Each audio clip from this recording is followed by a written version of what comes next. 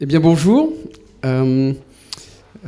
Aujourd'hui, comme à Bordeaux, on a un sujet sur les innovations commerciales et les nouvelles sources de revenus pour les radios.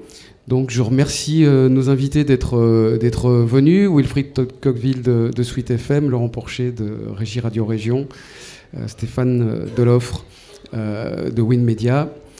Nous avons Thomas Moreau qui représente Réseau A, la régie publicitaire, et Radio Gatine, et Franck Gergaud de RCA et de Régicom Atlantique, l'agence de communication. Avant de vous donner la parole en 5 minutes, top chrono chacun, j'ai moi une petite quinzaine de minutes pour vous faire un exposé sur les sources de revenus identifiées dans différentes régions. Je vais passer assez rapidement. Et ce que je vous propose, vous qui êtes dans la salle et ceux qui vont peut-être regarder aussi cette émission, cette présentation en ligne, c'est de me donner votre carte de visite pour que je vous envoie la présentation complète en PDF. Ça peut vous être utile, vous aurez tous les détails et ça vous permettra de d'éplucher plus attentivement certains slides, les miens et ceux de nos invités. Donc voilà, vous me laisserez votre carte de visite et ceux qui sont en ligne, vous nous enverrez un mail à michelcolin@mediatique.ch. Allez, c'est parti avec plusieurs représentations. Je vais le faire assez rapidement, donc si ça vous intéresse de développer, on pourra le faire ensemble plus tard. Juste quelques chiffres pour vous dire que les investissements publicitaires sont massivement dirigés vers le digital et c'est pour cette raison-là qu'il faut développer aussi des activités digitales parce que c'est là que l'argent des annonceurs se trouve. Alors je l'ai découpé en plusieurs chapitres. Le social, de plus en plus de radios maintenant embraye sur la commercialisation de publications sur les réseaux sociaux, en particulier sur Facebook, comme vous le voyez là chez Kiss FM. On vend aussi des vidéos sur Facebook qui sont donc financées par des annonceurs. Vous voyez un exemple de Jordan FM, une petite radio à Aurillac qui vend à 750 € l'unité une vidéo diffusée sur la page Facebook de la radio et boostée par de la publicité pour atteindre un public cible identifié qui correspond à la cible de l'annonceur. Beaucoup de jeux Facebook permettent de générer des revenus, c'est-à-dire des jeux qui sont commercialisés, ce n'est pas des jeux qui sont échangés, négociés ou offerts. C'est des jeux qui permettent à des annonceurs de toucher leur cible, mais qui permettent aussi à la page Facebook de la radio de finalement développer sa propre communauté, je dirais, aux frais de l'annonceur. On peut le dire ici, parce que des annonceurs, je pense qu'il n'y en a pas dans la salle. Et vous avez des exemples à chaque fois qui illustrent mon propos. Souvent aussi, les radios commencent à vendre des publications commerciales sur leur page Instagram. Et là, vous avez également un exemple de tarif de publication à l'unité vendu sur une radio, Radio Mont-Blanc, qui n'a pas non plus une audience extraordinaire et qui a une page Instagram avec seulement 3700 fans. Mais je vous rappelle que le ciblage publicitaire permet ensuite d'amener cette publicité auprès du public cible. De plus en plus de médias, et c'est le cas en particulier du groupe Énergie, très novateur, développent des offres commerciales en relation avec Waze, cette application qui vous permet de trouver la bonne route. Énergie Global vend aussi depuis longtemps à la fois des Google Ads et des publicités en intro des vidéos sur YouTube. Et globalement, pour le groupe Énergie, c'est une source de revenus qui est importante et qui permet toujours de positionner la radio auprès des annonceurs comme étant un service global, puisque ces offres vont un peu plus loin. Énergie fait beaucoup de promos autour de ce positionnement leader sur le e-commerce. On gagne du temps, donc je ne vous montrerai pas cette petite vidéo que vous avez peut-être vue. En fait, en écoutant Énergie sur une enceinte connectée et en écoutant un écran publicitaire, vous pouvez demander à votre enceinte connectée de mettre dans votre liste de courses le produit que vous venez d'entendre dans la publicité. Donc c'est en quelque sorte un achat direct qui se passe par la voix. Il y a beaucoup de promos autour de ça. Je vous avoue franchement que pour l'instant, c'est encore une innovation un peu qui relève un peu de la science-fiction, parce que je ne suis pas sûr qu'il y ait beaucoup d'annonceurs et de campagnes, mais ça viendra parce que le commerce vocal est quelque chose qui va prendre beaucoup d'ampleur. En gros, tout ce qu'on fait avec nos doigts, on le fera avec notre voix dans très peu de temps, et c'est déjà le cas. Voilà, je passe un peu là-dessus. En termes de publicité audio online, il y a beaucoup d'innovations. De plus en plus d'agences développent des possibilités d'achat programmatique, c'est-à-dire que localement, vous pourriez très bien proposer en complément d'une campagne publicitaire sur la FM, d'avoir également une diffusion programmatique sur le web de votre publicité en ciblant de manière géolocalisée des gens qui écoutent n'importe quelle web radio ou n'importe quelle plateforme musicale.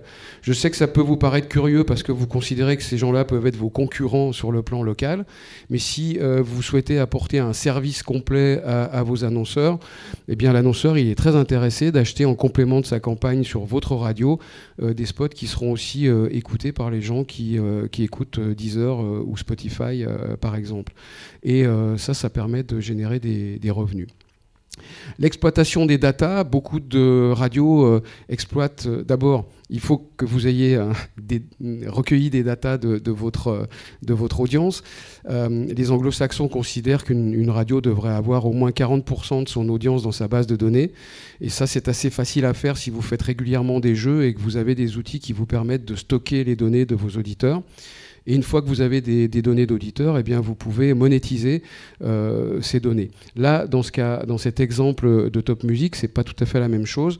C'est Top Music demande à ses auditeurs de s'inscrire par SMS pour participer à ce que beaucoup de radios font maintenant, soit des showcases, soit des plateaux d'artistes ou des concerts dont on a parlé avant. Dans ce cas précis, Top Music a réalisé un chiffre d'affaires d'environ 20 000 euros juste sur les SMS qui ont été envoyés, 65 000 SMS générés pour obtenir des places gratuites. Et Aiko, qui propose cette solution, permet également, dans un système tout intégré, d'envoyer le billet, comme vous le voyez là, l'invitation à la personne qui s'est inscrite. Donc on a une seule application qui va gérer également les tickets d'entrée. Je vous parle aussi un peu de podcast. On en a parlé dans les précédents ateliers. Les radios commencent petit à petit maintenant à proposer des offres de sponsoring des podcasts, donc de leurs propres podcasts, qui sont soit des podcasts replay, c'est-à-dire des rediffusions d'émissions ou de parties d'émissions, soit certains podcasts natifs, c'est le cas de Radio Classique. Donc là, c'est la régie Qu'est-il qui a une offre avec des packs pour proposer à des annonceurs d'être sponsors des podcasts. La régie Target Spot aussi, sur le plan national, propose le sponsoring des podcasts de Radio France, par exemple. Donc c'est une activité qui commence à décoller. En termes de monétisation des podcasts, ce qui fonctionne aussi, c'est le financement participatif. Nous avons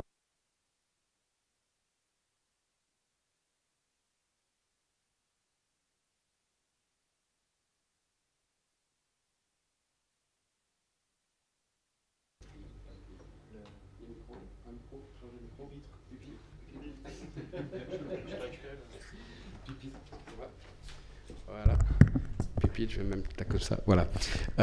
Donc, financement participatif. Là, dans cet exemple, RCF Poitou a décidé de faire une série de podcasts sur le patrimoine ecclésial du Poitou et propose à ses propres auditeurs de participer au financement de cette série de podcasts et utilise la plateforme du réseau national RCF qui est très très bien conçue et complètement adaptée pour que tous les demandes de financement des différentes stations RCF aboutissent à un seul et même endroit où il est très facile en fait de sortir sa carte bleue et de contribuer avec des dons. Le podcast, si vous voulez faire de l'argent avec les podcasts, la meilleure solution, c'est de vendre des podcasts d'entreprise. C'est-à-dire que là, on est dans un autre registre. On ne parle pas de replay, on ne parle pas de podcasts éditoriaux, mais vous avez beaucoup d'annonceurs autour de vous qui sont aussi fascinés par les podcasts que tous les médias et qui aimeraient utiliser le podcast pour leur propre communication. Donc on appelle ça des podcasts de marque. Ou du brand content, ou du brand podcast. En quelque sorte, il s'agit de raconter l'histoire d'une marque sous forme de podcast.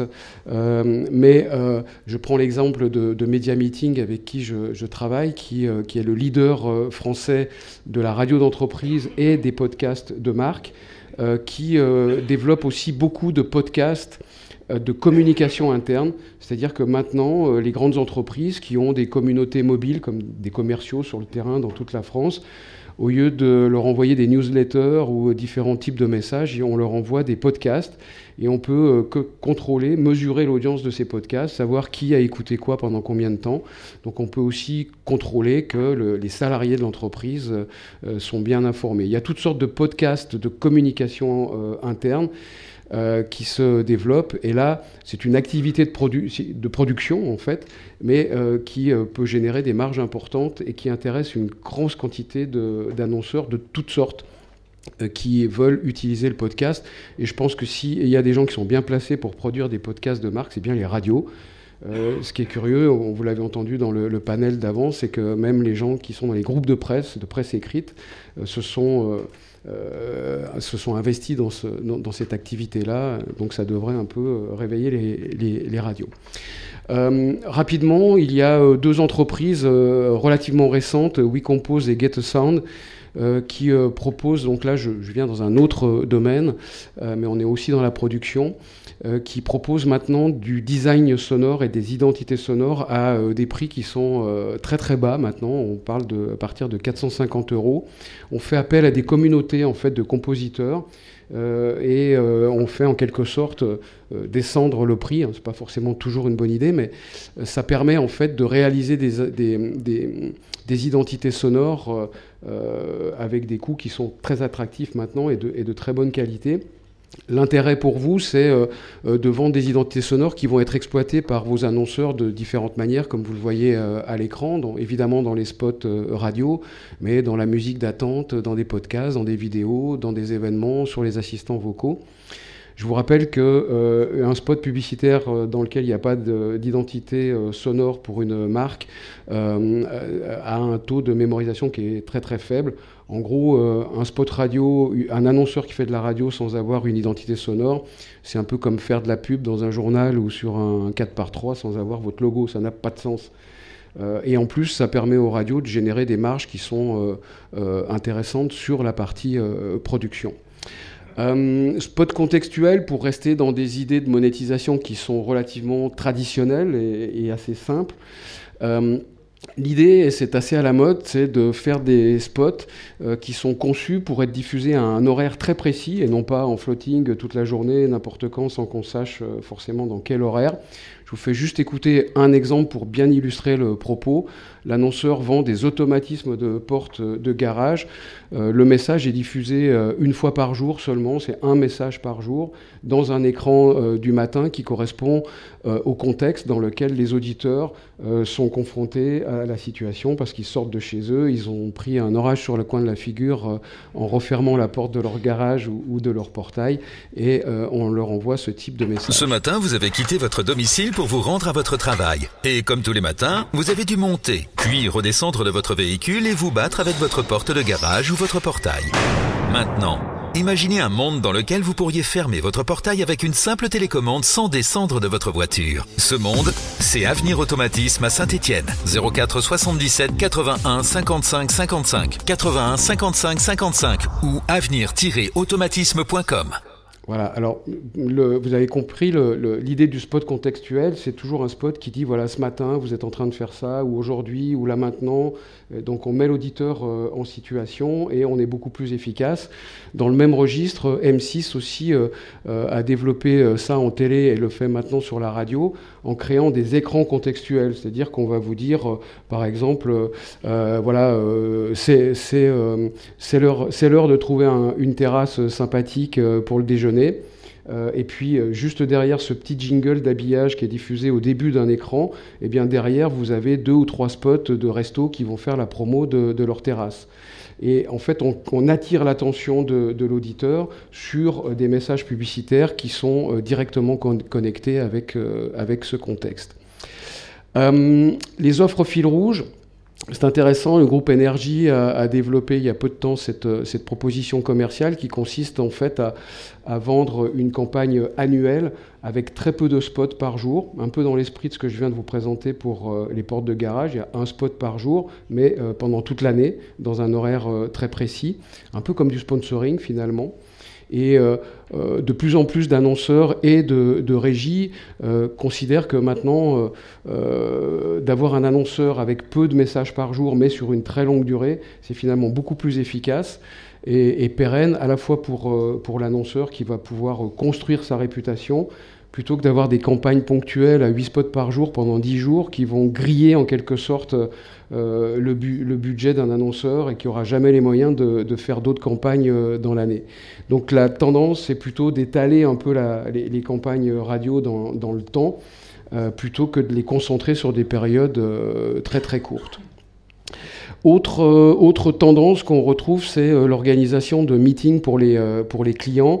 J'ai eu l'occasion et le plaisir d'en faire beaucoup pour pas mal de radios. On invite des annonceurs, des prospects, des agences à une petite réunion pédagogique, c'est-à-dire que ce n'est pas une présentation promotionnelle, et on partage nos connaissances sur l'utilisation efficace du média radio. Beaucoup d'autres médias le font également. Énergie le fait depuis maintenant 4 ans dans toute la France de manière très régulière. Et derrière chacune de ces réunions, eh bien, on a des annonceurs qui se disent « Ah mais ouais, je ne savais pas qu'on pouvait faire ça avec la radio, c'est génial ». Et ça génère du business à très court terme. Je vous présente Amplify My Sales, qui est une boîte anglaise qui vient maintenant sur le marché français faire en France ce qu'elle fait dans beaucoup de pays étrangers. C'est des programmes de monétisation. Ça s'adresse à des radios qui ont beaucoup d'espaces publicitaires invendus et qui sont plutôt bien placés quand même dans le classement. C'est-à-dire que si vraiment, je ne parle pas des radios DAB qui démarrent, là, ça ne fonctionnera pas. Mais si vous avez une fréquence, par exemple, dans votre réseau de diffusion qui n'a que 50% de taux de remplissage publicitaire, par exemple, eh bien, on va identifier, qualifier des prospects, donc vraiment des prospects purs, des gens qui ne sont pas clients de chez vous. On va les identifier, on va les inviter à un meeting, un peu comme ceux dont j'ai parlé juste avant, en leur expliquant qu'ils vont profiter d'une offre tarifaire exceptionnelle.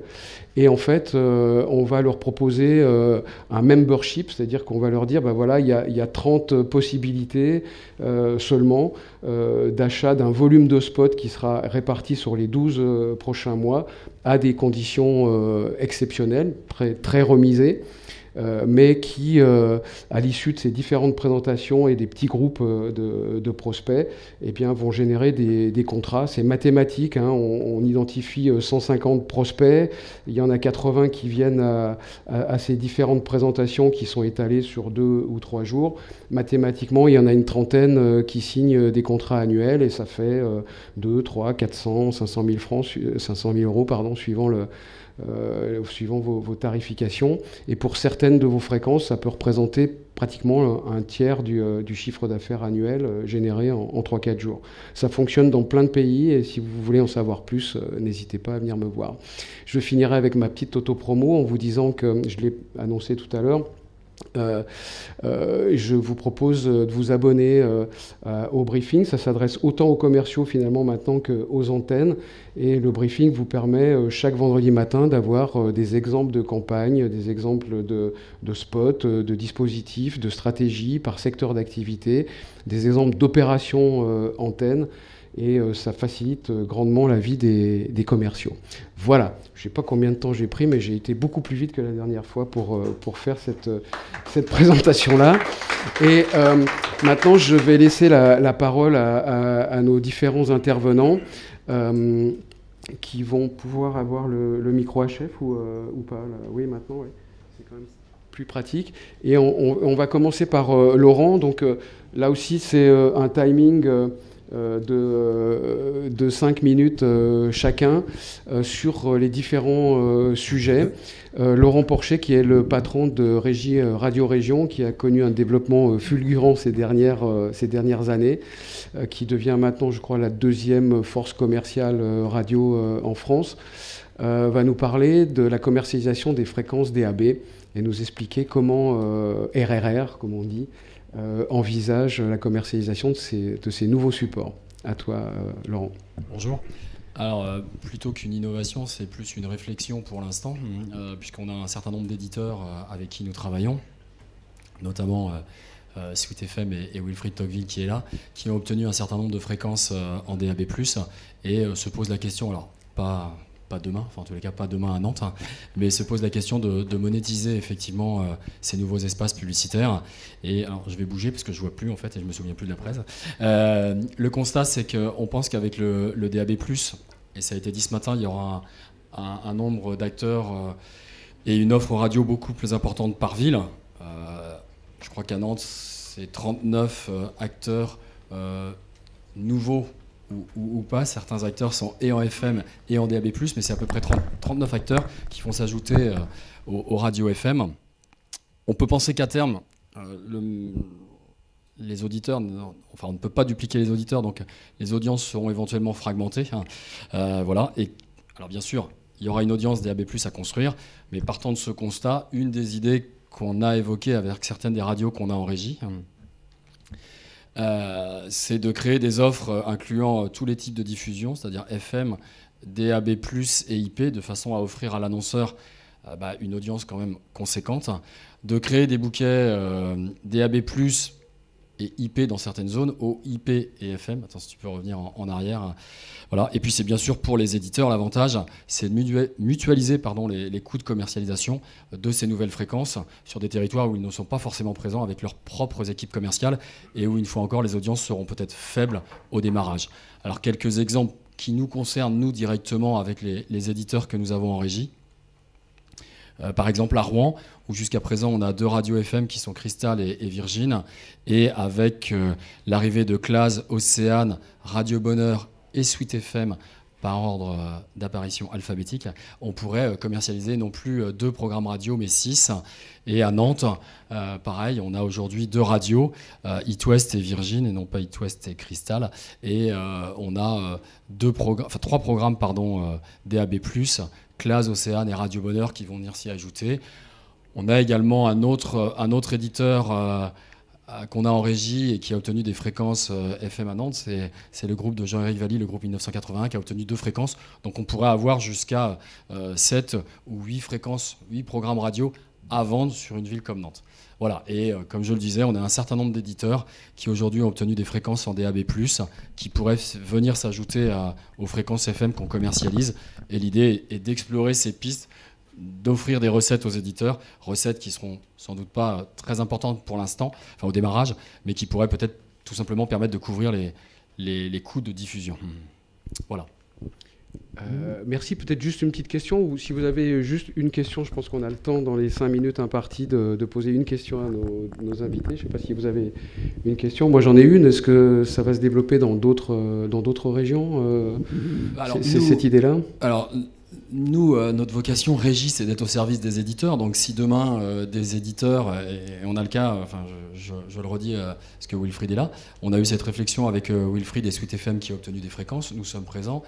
Il s'avère qu'on fait partie aussi du groupe Ouest France, donc c'est pour ça que je citais Clase et Océane, qui sont aussi des éditeurs que l'on a en régie et qui nous ont qui ont la même problématique. Donc si demain des éditeurs ont cette problématique et souhaitent, pourquoi pas, utiliser nos services, on étudiera et pourquoi pas. Je pense qu'il y a beaucoup de gens qui auront des fréquences DAB dans toute la France, qui cherchent un modèle de monétisation et qui individuellement n'arriveront jamais à la monétiser, mais par contre dans le cadre de ce type de formule, ça peut être une vraie solution.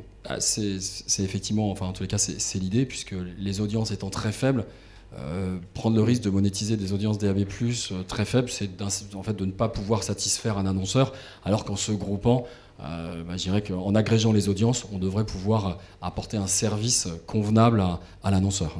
Ok. Donc, voilà. Merci Laurent, merci, bravo. On enchaîne avec Thomas. Thomas travaille pour Radio Gatine, mais représente aussi ici le réseau A, une nouvelle régie publicitaire, MIG, comme on dit pour les radios associatives de l'Ouest. Pardon, je te laisse le présenter. Bonjour à toutes et à tous. Alors, le réseau A est né d'une volonté de la France EP, qui est la fédération des radios associatives non commerciales de Poitou-Charentes, d'apporter des revenus complémentaires à ces stations, à ces radios. Et comment, en s'appuyant sur la force des radios locales, la proximité et la connaissance du territoire pour chaque radio.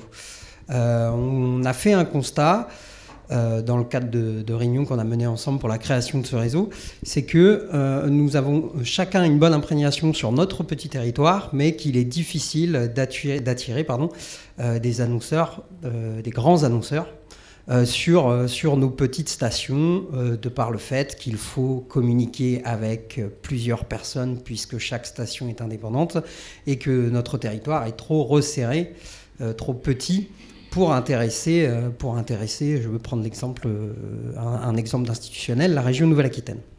Nous avons donc décidé ensemble de créer ce réseau. Ce réseau est aujourd'hui principalement composé des radios associatives de Poitou-Charentes. Il peut s'agrandir, c'est pas un problème. Il y a une charte qui est en train et qui va être mise en place pour cela. Le réseau est une régie publicitaire qui s'adresse aux institutionnels et propose des produits, différents produits, une campagne de spot normale, la création de spots, des parrainages de chroniques, comme on peut en entendre sur toutes les stations, tout du moins associatives, les partenariats éditoriaux et aussi les plateaux qui permettent à une structure d'avoir un espace de direct avec des techniciens et des animateurs et journalistes professionnels. De la publication aussi sur les réseaux sociaux, Michel en parlait tout à l'heure. La radio, le fonctionnement. Le fonctionnement, les radios associatives sont soit très urbaines, en agglomération, soit en campagne. Pour ce faire, pour le client potentiel, nous avons créé une catégorie de tarifs qui permet de répondre à leurs demandes ou à une proposition d'investissement qui sera au juste prix. Une radio basée, je prends l'exemple de ma radio en Deux-Sèvres, basée dans une agglomération, enfin dans une commune de 10 000 habitants, n'a pas le même impact que Prune, par exemple, ici à Nantes. Le fonctionnement, comment ça fonctionne? Le but était donc de pouvoir aller voir des annonceurs potentiels, des annonceurs institutionnels, puisque cette régie ne propose que des formules de MIC, messages d'intérêt généraux, de pouvoir aller voir ou recevoir les demandes d'annonceurs potentiels avec un seul interlocuteur. L'intérêt de cette régie, il est là. Dans les faits, au démarrage de cette régie, 4 commerciaux identifiés dans 17 radios sur les adhérents au réseau aujourd'hui. Seulement 4 commerciaux se partagent le territoire donné pour pouvoir répondre aux demandes ou prospecter des clients potentiels. Que dire de plus que ce réseau est en déploiement depuis 18 mois. Nous sommes donc à la naissance vraiment de ce réseau. En termes de communication, pour la naissance de ce réseau est mise en place une campagne pour les radios adhérentes. On va communiquer sur nos radios, sur la naissance de ce réseau. On va communiquer sur le site internet que nous avons créé. Une campagne clip vidéo va notamment aussi apparaître d'ici septembre sur les réseaux sociaux. Et une campagne d'emailing aussi sera envoyée aux clients déjà identifiés par chacune des radios. Les annonceurs qui peuvent prétendre aux produits proposés par le réseau A, je le disais, sont les collectivités territoriales, les organismes et institutions publiques, les fondations, les associations, les structures qui font dans le tourisme, dans la prévention, dans l'économie sociale et solidaire, ou encore les groupements d'intérêt économique et collectifs. Le but étant d'avoir un poids, nous, petites radios, de se fédérer à plusieurs et de pouvoir facilement attirer des annonceurs de poids et donc répondre à une demande qu'on ne peut pas, je vais y arriver, qu'on ne peut pas arriver seuls, nous, petites radios à 30 km à la ronde d'émission. Merci Thomas. Je ne sais pas si vous avez des questions, s'il y a des radios associatives qui voudraient savoir quelque chose par rapport à ça. J'en ai une. Quel est le statut juridique de Réseau-A? Parce que vous êtes des associations loi 1901. C'est une société, c'est une association? Alors les statuts sont en cours de construction au jour d'aujourd'hui. Je ne peux pas exactement vous en dire plus. Ce qui se passe aujourd'hui dans le cadre du fonctionnement depuis 1 an et demi, c'est qu'on a un interlocuteur commun qui répond à, je vais prendre l'exemple de la région Nouvelle-Aquitaine, qui répond aux demandes de la région Nouvelle-Aquitaine, qui fait une étude sur la campagne que propose la région Nouvelle-Aquitaine. On va faire une étude sur les radios qui pourraient être concernées de par leur territoire, propose un bouquet de radios. Et aujourd'hui, c'est la radio qui, Radio Gâtine, touche en Deux-Sèvres la publicité, le train des plages pour la région Nouvelle-Aquitaine. C'est nous qui facturons directement la région. Demain, il en sera autrement. Aujourd'hui, l'expérience a montré que c'était viable. C'est donc pour ça que nous lançons ce réseau. Et donc, un statut particulier, aujourd'hui, je ne peux pas en dire plus. C'est plus un système collaboratif, en fait, entre Exactement. vous. Exactement. Voilà. Ok. Merci Thomas, bravo pour cette initiative. Merci. Il y en a eu d'autres avant, mais je crois que celle-là, elle a vraiment des chances de réussir. Ok. Merci à tous. J'invite Wilfried Tocqueville, le patron créateur de Sweet FM au Mans et tout autour, de nous parler du concept Sweet FM à la carte.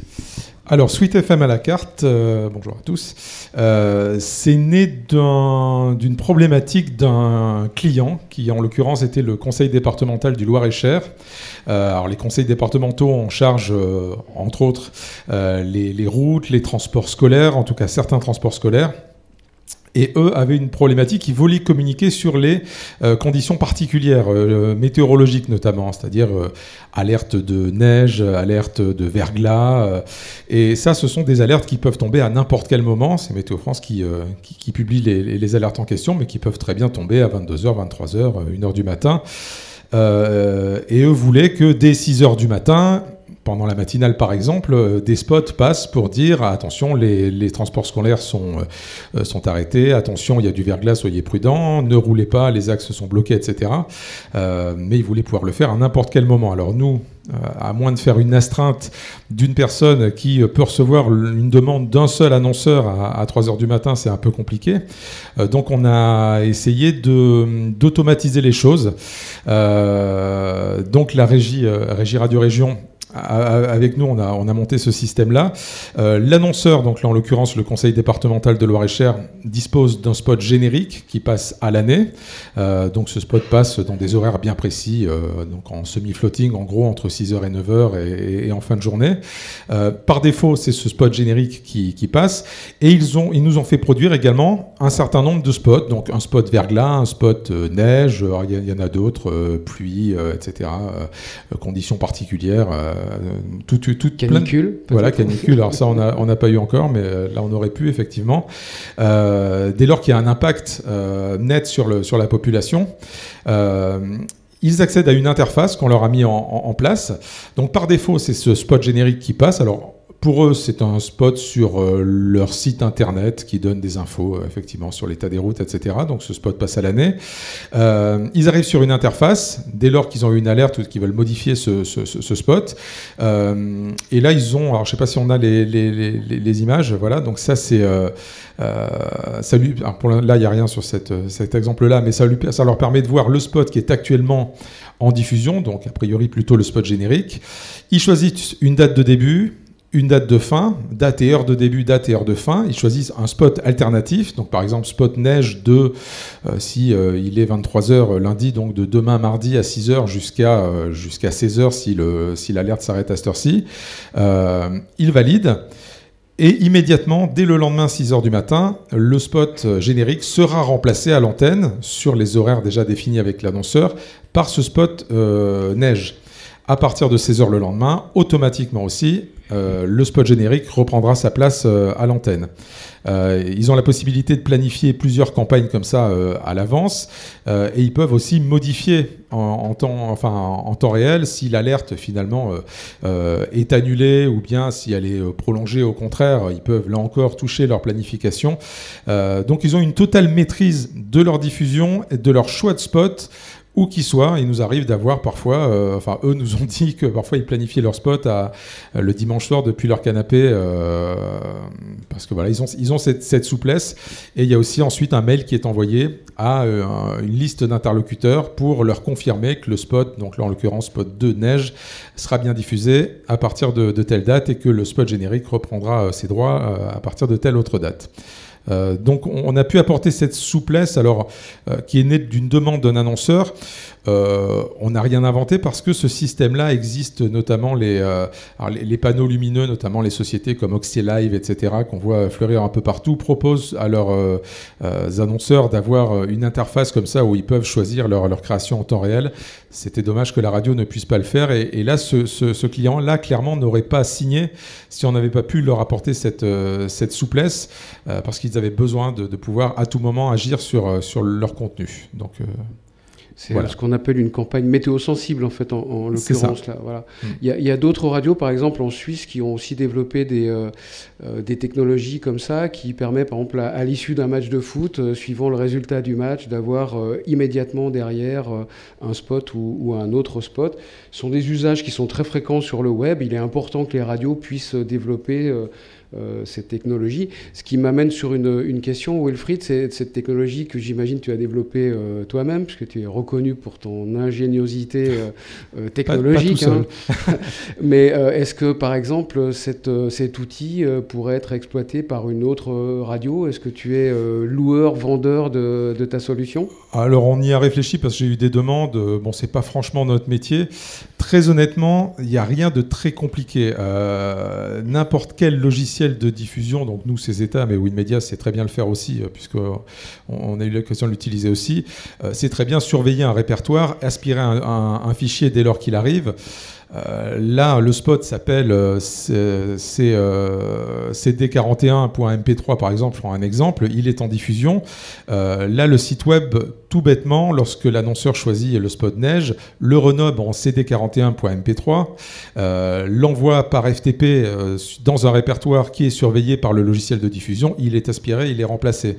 Alors, ça peut paraître technique comme ça, mais en fait, c'est juste un transfert de fichiers par FTP que fait un site web. Donc, je pense que n'importe qui, avec des développeurs ou avec une société spécialisée, peut développer ce genre de choses. C'est finalement assez simple. Je crois qu'on est la moitié à trouver ça simple et l'autre moitié à trouver ça compliqué. C'est technique.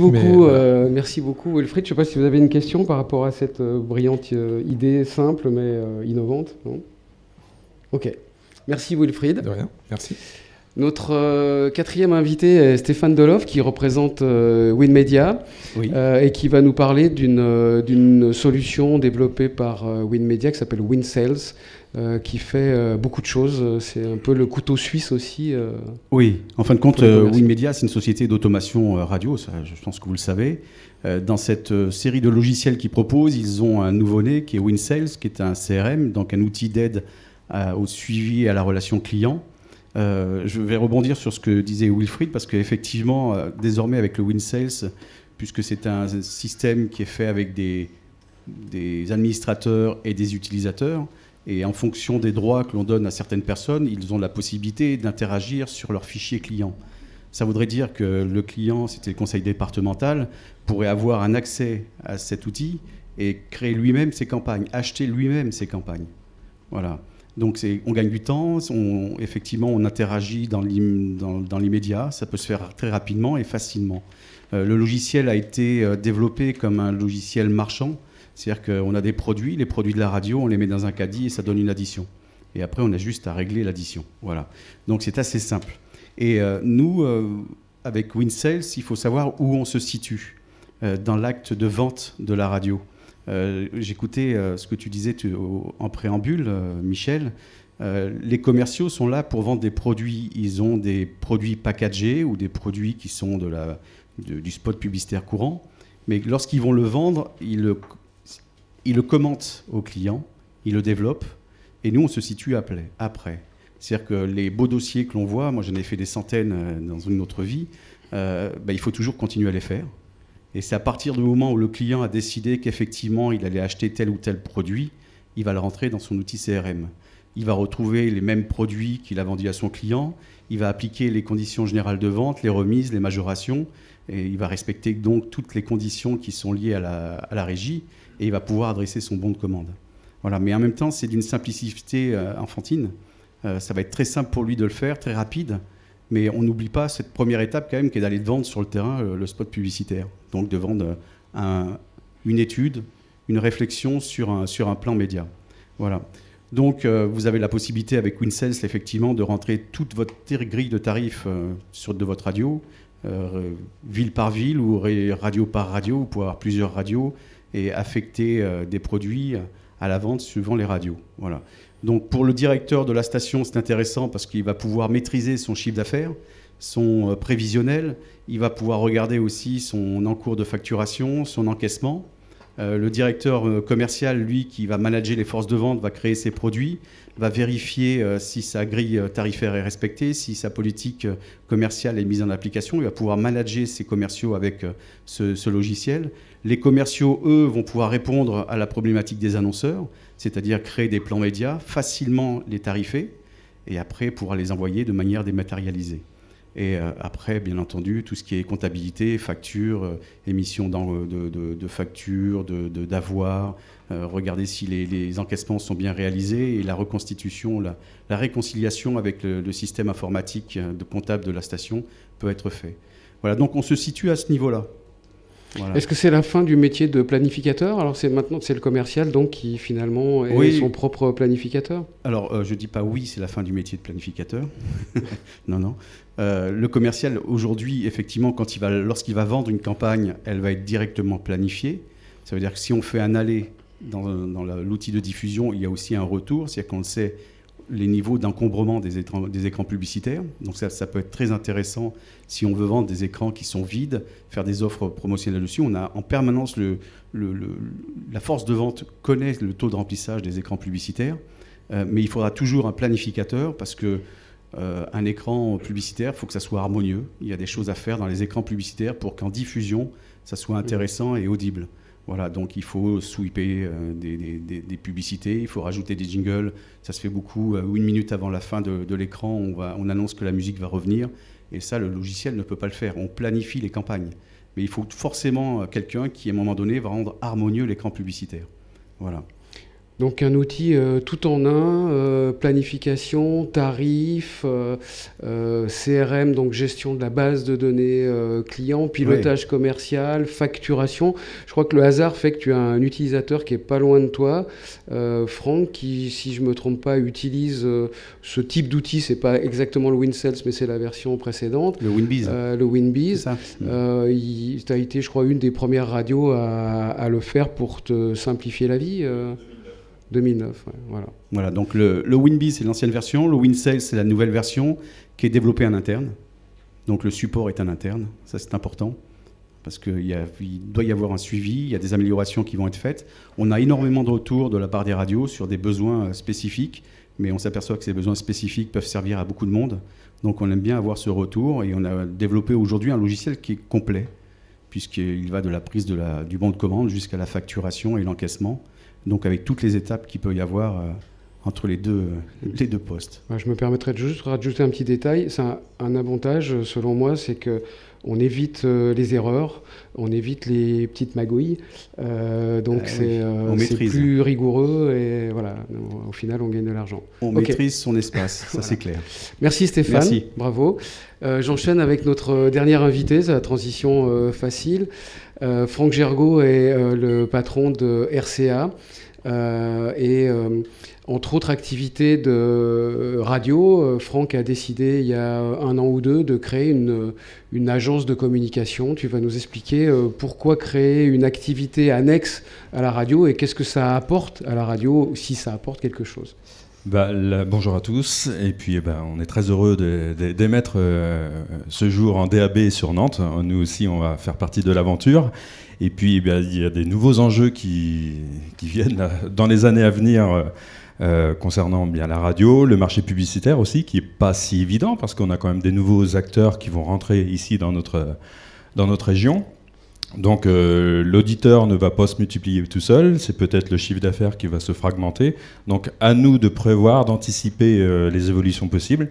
Et la chose, nous, voilà, c'est notre idée, mais c'est de se dire, créons une activité complémentaire qui peut éventuellement soutenir l'activité radio, qui peut être une agence de communication. On est quand même un petit peu dans la communication avec la radio. Et puis on a essayé de mettre tout un panel de produits, d'activités qui tournent autour de la radio, quoi. Alors, quelles sont en fait les sources de revenus que cette structure génère aujourd'hui ?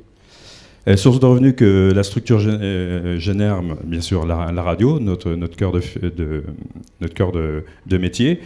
La radio, on s'est associé aussi avec d'autres radios locales. Ça aussi, je pense qu'aujourd'hui, il va peut-être pas falloir la jouer trop perso. Il est peut-être temps aussi de voir autour de soi ce qu'on peut faire aussi avec des acteurs locaux.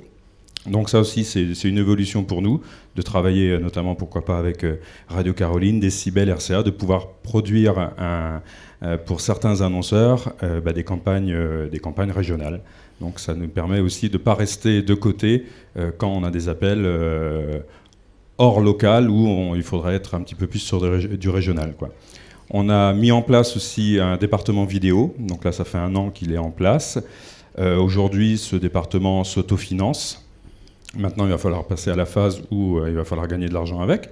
Mais pour l'instant, on autofinance, on se fait connaître, on fait le travail du mieux qu'on peut. Et je pense que le travail va commencer à payer parce que ça y est, on commence à se faire référencer par certains clients vu le travail qui a été fait. Donc on peut aujourd'hui produire du film publicitaire, film d'entreprise, institutionnel, même reportage ou communication événementielle.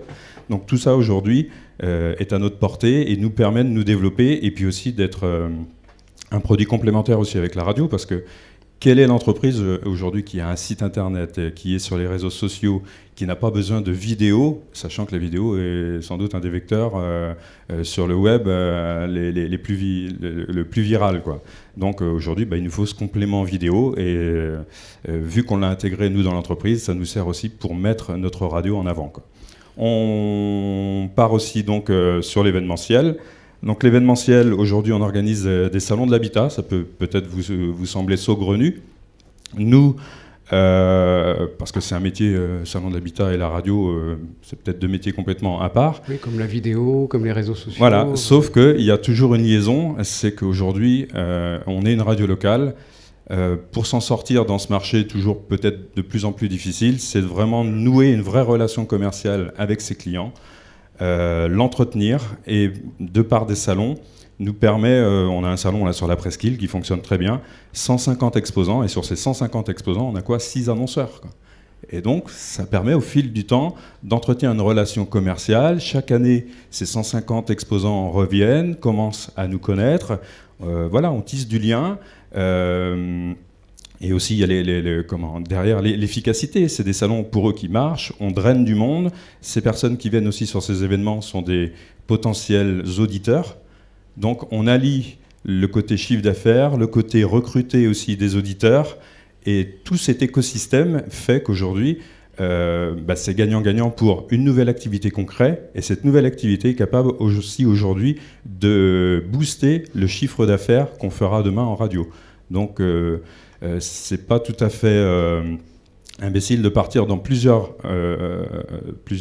destinations ou de se dire tel produit plus tel produit, même s'il est différent de l'environnement radio, il y a toujours de toute façon une ramification possible avec l'environnement de la radio, quoi.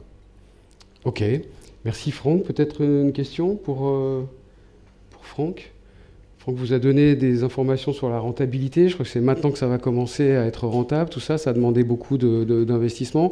Je signale quand même qu'il y a de plus en plus de radios indépendantes et locales qui créent soit des agences digitales, soit des agences événementielles pour diversifier les activités. Ça se pratique beaucoup aux États-Unis. Pratiquement toutes les radios aujourd'hui ont leur propre agence digitale. Comme je vous l'ai dit en introduction, le marché digital capte une très grosse partie des investissements publicitaires. Si vous ne prenez pas un petit peu de cet argent-là, c'est les autres qui vont s'en occuper à votre place. Donc je pense que c'est une solution d'avenir.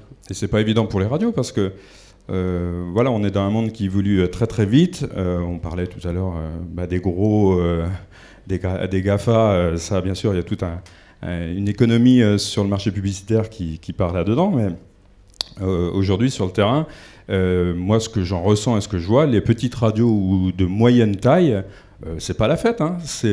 Voilà, on est tous quand même un petit peu sur la corde raide et il faut y aller, quoi. S'en sortent sans doute un peu mieux les radios régionales ou les radios de plus grosse importance.